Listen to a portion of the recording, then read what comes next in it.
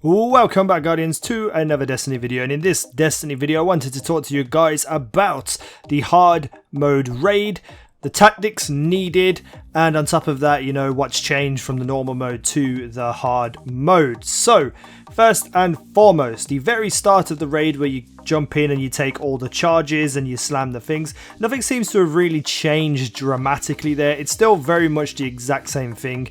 People run through the white lights, collect the voltage, slam, and then you throw the balls at Vosik in the middle until he decides to run away. Nothing has really changed about that, so I don't think it really needs worth mentioning. I do feel like the voltage eater things come out a little bit more often, and obviously the enemies hit a little bit harder, but it's nothing that dramatic. So onto Vosik, and in his room dramatic things have changed. So Vosik is the area with the monitors in the back where you have to shoot the monitors, and you have to run to one of the clean rooms and activate it to save yourself from his density critical Seaver strike. Now these rooms have their blast doors like 4/5 shut, and when you want to go into one of them rooms you have to run and slide underneath before someone can activate the clean room. It's just a little bit of an obstacle, a little bit harder for you to get into the room if you're in a rush, if you're in a panic. The actual fight itself works the exact same way. You shoot ads, kill ads, you pick up your Seaver bombs, throw them at Vosik until you can damage him. When you damage him, he will do his Seaver density critical strike, and then you run to one of the rooms. Now though, it's a little bit harder to take down his shield. You need to have all 6 people throw a Seaver bomb at Vosik, and you have to do it in a very coordinated time to be able to take down his shield with more damage. So the fight starts, you kill ads, 6 orbs, 6 bombs, 6 Seaver bombs will drop to the floor. Kill your ads, wipe them out. All 6 of you say, I'm ready, I'm ready, I'm ready. Everyone picks up, you count down 3, 2, 1. You all throw, smash him. Repeat that until his shield disappears. Once his shield disappears, tether, bubble, damage, throw the extra 2 Seaver charges, and then run to one of the rooms. The rooms that you do go to will have a blast door covering most of the doors, so you have to run and slide underneath, and that is all that has really changed. The monitors still appear above you. I think they take a little bit more damage to actually shut down, and it's just, again, you call them out and everyone shoots it. Simple as that. Next up, we have the Siege Engine. So the Siege Engine is now one of the new journal entries where you have to beat him in under 6 minutes. It's not actually that difficult, so don't fret about it. We done it in 4 minutes 23 seconds after a couple of tries, and basically it's exactly the same from start to finish. You tether the enemies at the start, you snipe the boss. It takes a little bit more or extra snipes to take down and blow up pieces of him. Once he's blown up, you run and jump onto him, and he travels down towards before he stops. When he stops, everyone runs off and goes and gets the parts to spawn, and then you bring the parts back to the Siege Engine and pack them back into the Siege Engine, etc, etc. So the way we done it was all 6 of us ran down.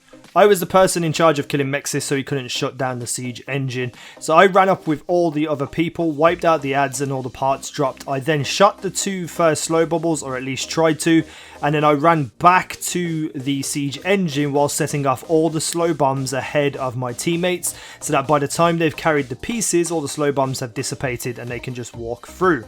Now, enemies will hit you a little bit harder. It's a little bit more crowded, but nothing you can't really control, or nothing that you don't already know from the Siege Engine fight. I went back and killed Aksis. Nothing really changes there either. You kill him, you kill the ads, and then you go and help your teammates. The big difference with hard mode is that while you're walking back with the parts, just at the end of the ramp to the siege tank, a goddamn fallen Seaver walker drops down into place. So that makes it just a little bit more difficult to get those pieces up the ramp because it's guarded by a walker tank. So all you need to do is have the person who killed Aksis and kill the major captains start shooting and sniping the legs of the walker tank. Everyone else who's not carrying a piece shoots the legs of the walker tank. He will then blow up and his neck will pop out. This gives you ample time to walk the pieces around him and up the ramp. Now, at times he can blow people away, and if someone's carrying a piece and they go flying underneath the siege tank or flying off the edge, that could be a bit of a trouble. So you need to kind of time it right.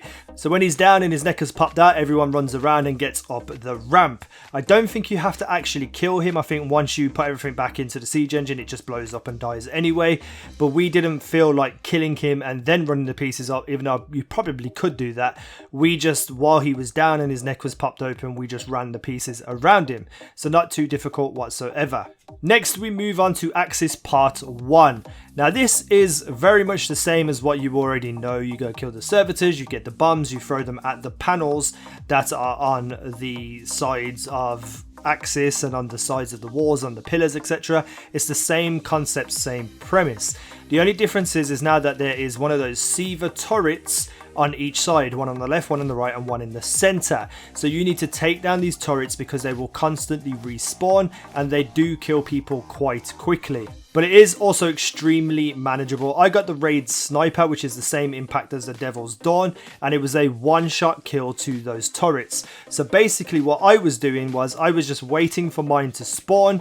I was shooting mine, looking over to the right, and if that was still up, I would shoot theirs. But as soon as I saw red lights and it starting to grow back into being a turret, I would shout turrets, and everyone would look for their turrets themselves, and other people were doing that same call out when theirs was appearing. So basically, it's exactly what you're doing, but everyone just keeps on calling out the turrets. Now, what we usually do is the buddy system where we run in twos. So the two people from the left would go over to the right if their servitor was on the right. But all we did was leave the people who need to throw the bombs on each side, one on each side. So usually me and Portal Runner would go to the left, kill the captain, pick up the Scorch Cannon, and then we would run to like the right or the center and we would stick together. But now he went on his own and I just stayed on my side ready to throw the bomb at the panels, and that gave me ample time to be able to shoot down the turrets, so that was quite easy.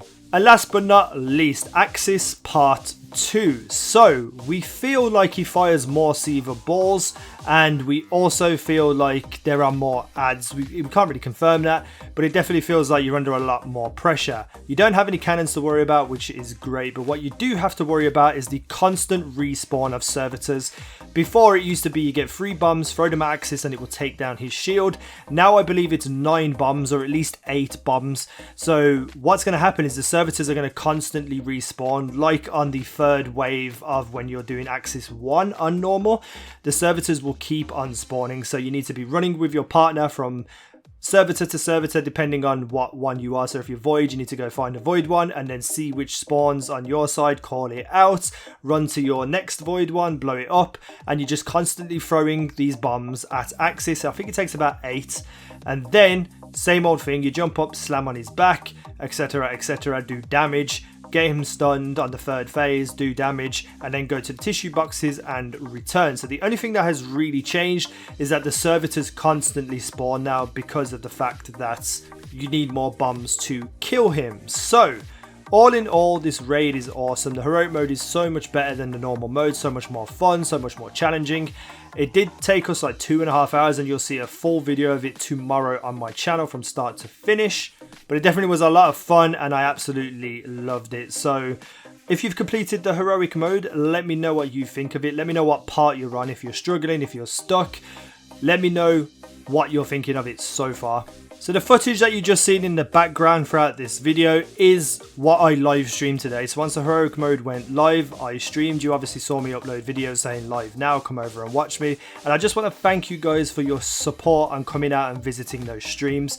Twitch isn't my main, content place. YouTube is obviously. So that some people want to come from YouTube and come and watch me on Twitch, I really, really do appreciate that. It means a lot to me because I want to stream more regularly. I want to interact with you guys. I want to be more consistent with it, and the more people that support me and the more people that come out and view it, the more I want to do it in return. And I have ideas for like streams where I drink or have a shot every time something happens, or giveaway streams, carrying people through raids, trying to carry people through trials and failing, private matches. I want to do all that kind of stuff on Twitch, but I need you guys to continue the awesome support that you're showing. So if you don't know that I live stream, down below in the video description you'll see a link to Twitch, twitch.tv/easynow1337. If you head over there, you will see somewhere that there's like a little heart shaped thing, and you click follow on that. Now what following does is basically like subscribing on YouTube. It will tell you when I'm live.